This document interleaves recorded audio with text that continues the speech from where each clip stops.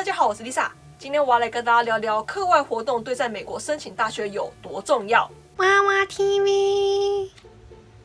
我在我蛮多部影片里面多多少少都有提过，申请美国大学呢，除了 GPA 之外，课外活动也是很重要的东西之一。那到底选什么样的课外活动可以达到加分的效果呢？今天这个影片呢，我将从2个角度来跟大家分享课外活动这件事。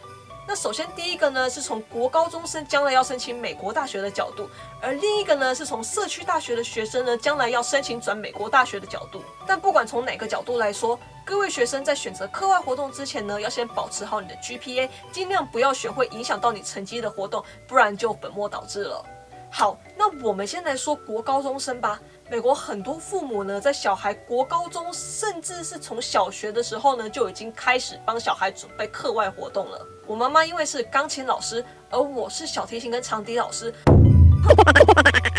所以我们家常常会有很多小孩。我也通过跟他们的接触，知道了很多小孩学的才艺不止一种。像我有一个小提琴学生，他除了跟我学小提琴之外呢，还跟我妈妈学钢琴。另外他还有上中文学校、跳舞、体操、画画之类的才艺，每天都忙得要死。但这也不是一件坏事啦，因为他现在才小学，本来就应该要多元发展，多尝试不同的东西，从中找到自己擅长喜欢的东西。但之后要慢慢减少会比较好，尤其是到课业比较重的高中的时候。最好是捡到剩下1-2个自己比较喜欢或是比较擅长的就好了，不然如果最后变成你的孩子不是你的孩子，那样就不好了。好，那学那么多东西，到底能不能为将来申请学校加到分呢？其实这不一定。我们在看能不能加到分之前呢，我们要先了解大学要的是什么。大学喜欢看到学生表现出他们在某些领域中的天赋或热情。如果可以达到某种成就，例如比赛得奖之类的，那当然是最好。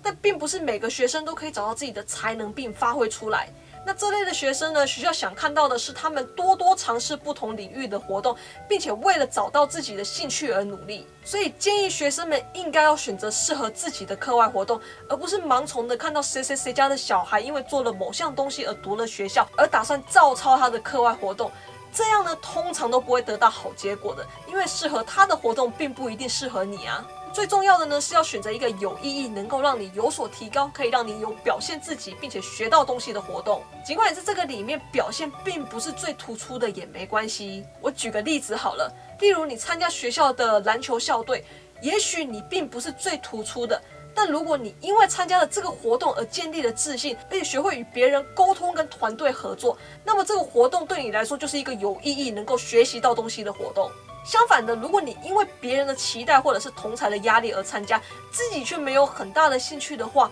那么这个活动对你来说呢，就不是一个有意义、能够学习到东西的活动。这时最好的方法呢，就是放弃，并且尽快找到下一个活动。好，那说回来，很多家长喜欢让小孩子学的音乐、体育、艺术，这些是不是真的能够让小孩有达到加分的效果呢？答案是可以，但前提是你要小有成就，例如得过奖啊，或者是有什么认证才可以。这就是为什么很多华人家长喜欢让自己学乐器的小孩去考级数。说真的啦，考级数真的没有什么用，除非你要读音乐系才会有这么一点点帮助。不过我也没有考级数，还不是读音乐系。好啦，我想说的是，如果你不能在某些特殊才能中得到成就的话呢，那还不如结合自己的才能去做一些社会活动，帮助有需要的人。例如我妈妈有一个朋友的儿子，他钢琴弹得还可以，不过自己没有特别大的兴趣，而他妈妈跟他的钢琴老师呢，就一直要他考级数，所以他就越学越觉得没有意思。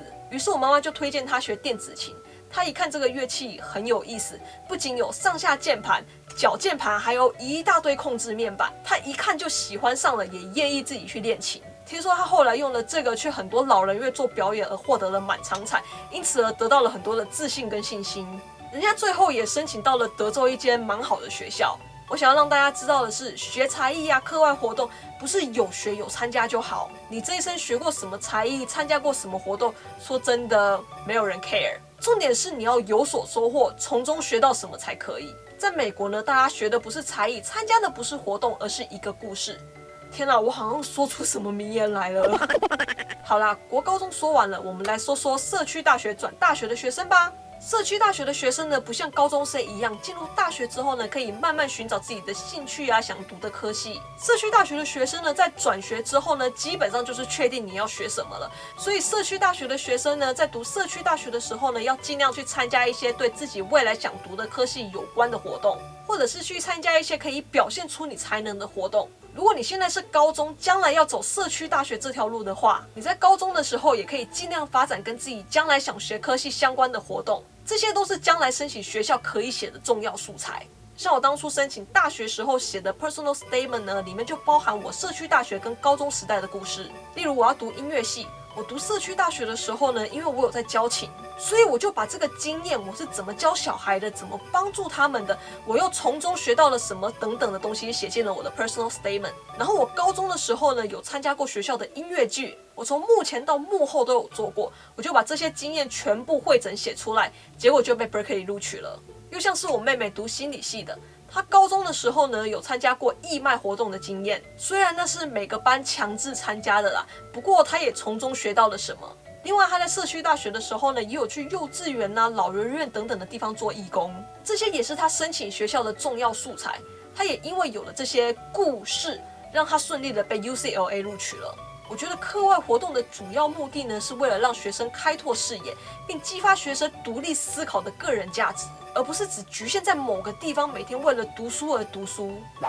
好，那最后如果可以的话呢，我想请大家也跟我分享分享，你为了申请大学而做过什么样的课外活动，或者是正在做，或者是打算做什么活动呢？留言告诉我吧。那今天影片就到这里，如果你喜欢或者觉得有帮助的话呢，不要忘记去帮我按赞加分享。还没订阅的朋友们呢，也不要忘记去帮我按下订阅，然后记得打开小铃铛哦。另外 Lisa 也有 Facebook 跟 Instagram， 有兴趣的朋友们也可以去帮我 follow 按赞一下。那我们就下次见啦，拜拜。